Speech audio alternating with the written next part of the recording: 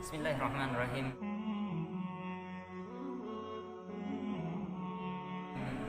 Assalamualaikum warahmatullahi wabarakatuh. Innal hamdalillah nahmaduhu wa nasta'inuhu wa nastaghfiruh wa na'udzu billahi min shururi anfusina wa sayyiati a'malina. May yahdihillahu fala mudilla lahu wa may yudlil fala hadiya lahu. Asyhadu an la ilaha illallah wahdahu la syarika lah wa asyhadu anna Muhammadan abduhu wa rasuluh la nabiyya ba'dahu hatta yaumil qiyamah. Asyrul muslimin rahimani wa rahimakumullah. Kembali kita merenungkan betapa banyak karunia, betapa banyak nikmat yang Allah Subhanahu wa taala telah berikan kepada kita. Salawat dan taslim senantiasa kita curahkan kepada baginda Nabi besar Muhammad sallallahu alaihi wasallam, kepada keluarganya, sahabatnya, tabi'innya, dan insya Allah sampai kepada kita semua yang tetap konsekuen terhadap ajaran beliau. Pada kesempatan kali ini, izinkanlah kami membawakan nasihat kepada diri kami sendiri dan kepada kaum muslimin apa setelah Ramadan. Ramadan tahun ini sangatlah berbeda dengan Ramadan sebelumnya. Kehadiran virus corona membuat kita sangat sulit untuk beraktivitas.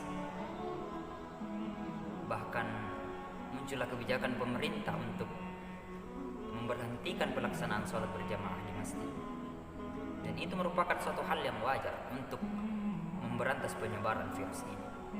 Namun timbul pertanyaan, apakah dalam bulan Ramadan ini kita menjadikan virus ini sebagai alasan untuk bermalas-malasan?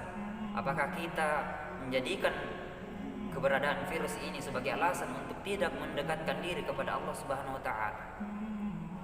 Bukankah kehadiran wabah ini merupakan suatu rahmat kepada kaum mukmin, seperti dalam sabda Nabi Muhammad sallallahu alaihi wasallam?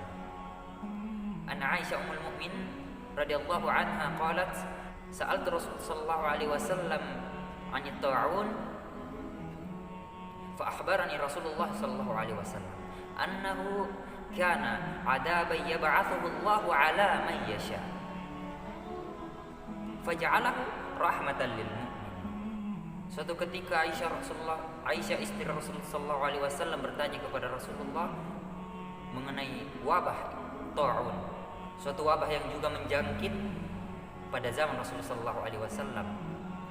Maka Rasulullah menjawab, tidaklah wabah ini melainkan suatu adab yang telah ditimpakan kepada orang yang dikehendaki oleh Allah Subhanahu wa taala. Faja'ala rahmatan lil mu'min. Dan Allah Subhanahu wa taala menjadikan wabah tersebut sebagai rahmat bagi kaum muslim. Marilah kita senantiasa berdoa kepada Allah Subhanahu wa taala agar amalan kita selama di bulan Ramadan diterima oleh Allah Subhanahu wa taala, agar kita tidak termasuk ke dalam golongan orang-orang yang merugi.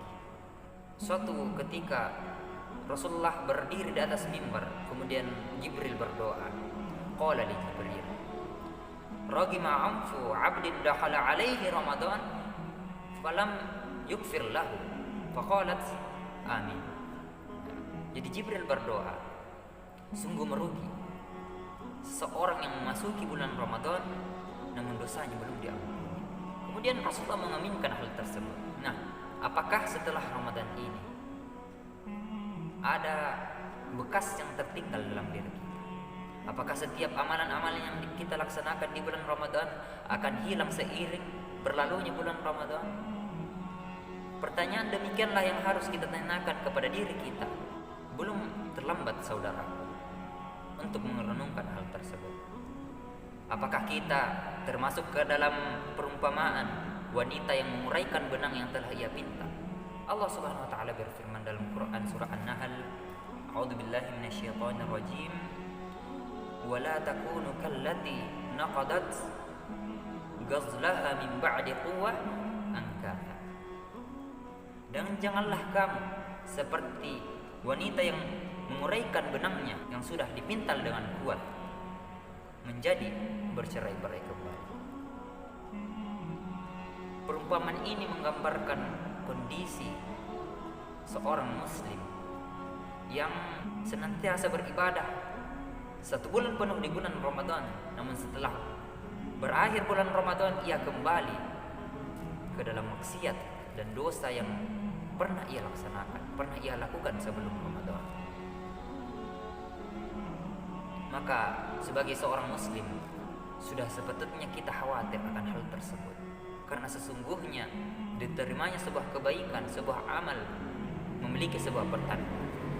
Imam Ibnu Rajab rahimahullah berkata, apabila Allah Subhanahu wa taala menerima suatu amalan dari hambanya, maka ia akan memberikan taufik, memberikan hidayah kepada hamba tersebut, kepada orang tersebut agar melaksanakan kebaikan setelahnya.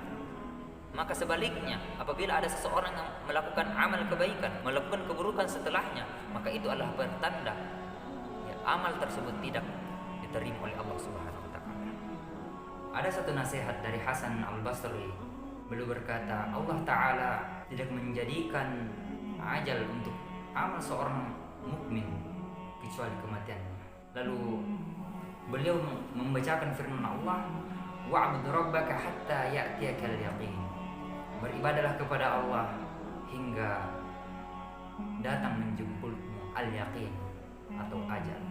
Maka malah kita senantiasa beristiqamah di jalan Allah Subhanahu wa taala, senantiasa beristiqamah dalam menjalankan kewajiban kita sebagai umat mukmin, karena tidaklah seorang hamba mampu beristiqamah melainkan ia akan bertemu dengan Rabb-Nya dengan bersukacita. Maka dalam kesempatan ini kami mengajak diri kami dan kepada kaum muslim rahimani wa rahimakumullah agar senantiasa bersyukur meski kita masih berada di tengah pandemi ini. Kita masih bisa dipertemukan dengan Ramadan oleh Allah Subhanahu wa taala. Kita masih bisa dipertemukan dengan hari raya Idul Fitri yang merupakan hari kemenangan umat Islam, hari yang diagungkan oleh umat Islam. Marilah kita bersyukur kepada Allah atas kesempatan yang Allah berikan kepada kita untuk bertemu dengan Ramadan, bertemu dengan hari raya Idul Fitri. Hada ma yumkin al-ulqi lakum minni wa fursatil afu minkum. Syukurna imamikum. Wassalamualaikum warahmatullahi wabarakatuh.